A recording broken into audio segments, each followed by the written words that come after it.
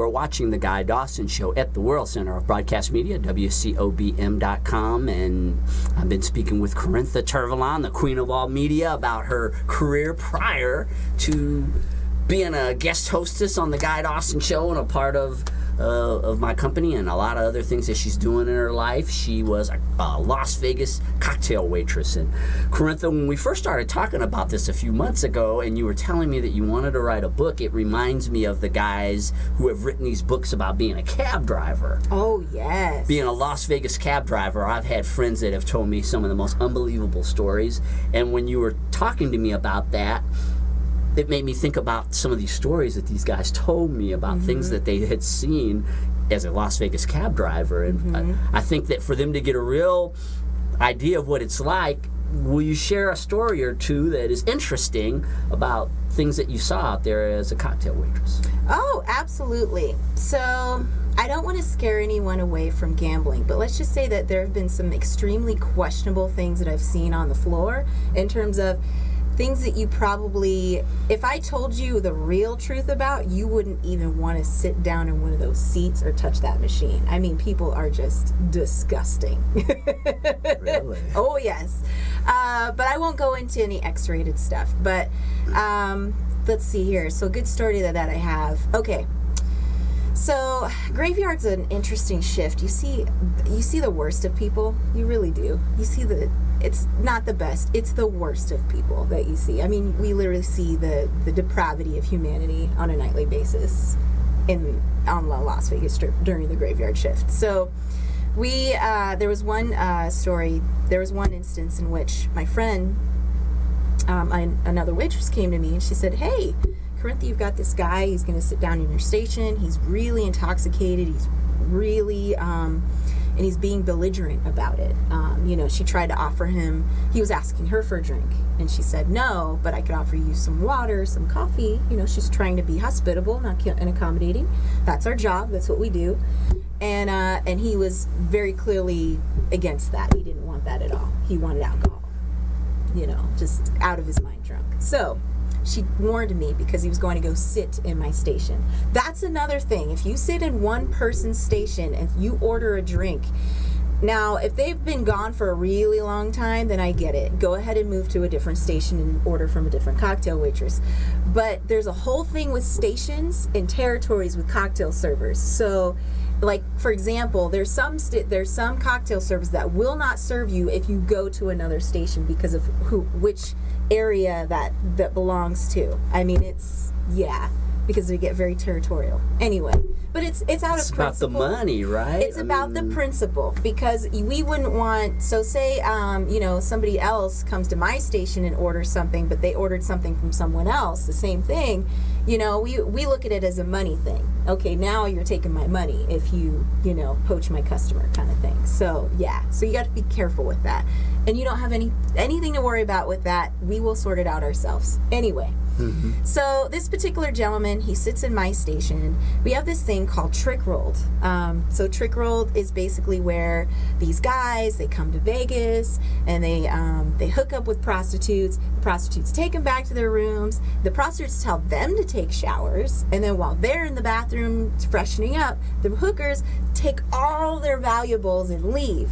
And I couldn't tell you how many times I've talked to a security guard friend of mine. He told me that there was one night where he just got multiple calls for, having to sort out a situation in which same situation kept happening over and over again, where a naked guy was tackling a hooker in the hallway. Because he got trick rolled. All right, so. And they report it? Or they see the guy tackling the hooker in the... Oh, well, here's the thing. It gets very, sketchy because, you solicited her, so she wouldn't even have your stuff if you didn't invite her to the room, kind of thing. It gets very weird and sketchy. So she's breaking the law by being a hooker. Yeah. He's breaking the law by soliciting. Exactly. Do they both go to jail? How does it work? Yes, I don't know. I have no idea. But... however it works out. So you hear about, of course. Oh, yeah.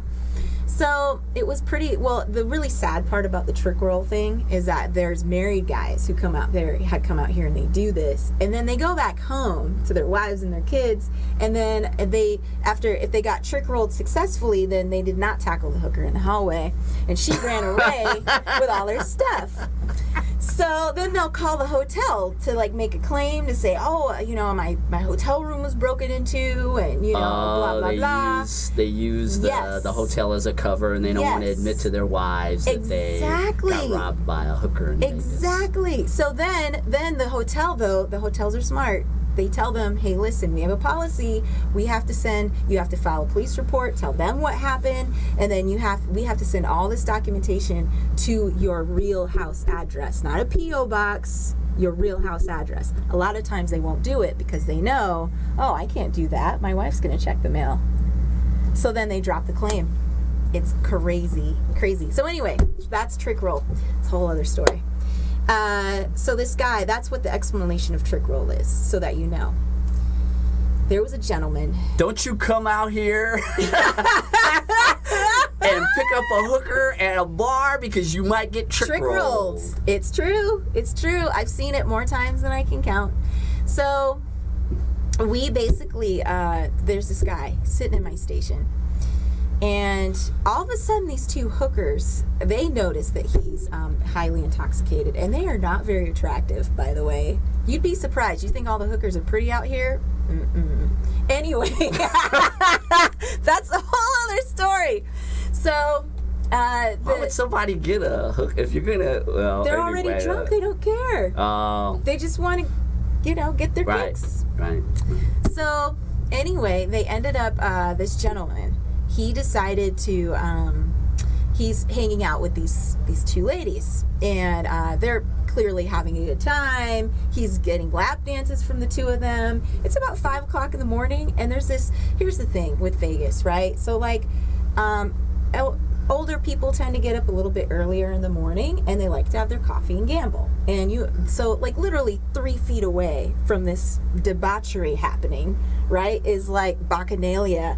Bubble over here, and then you have this little old lady who's just quietly gambling, and just drinking her coffee, and it's just, that's Vegas. But that's not even the half of the whole story. Like, the other sad part about this was, and I actually reported this to security because I was like, what's going down here? And I didn't want the hotel or myself to be liable for what was happening there.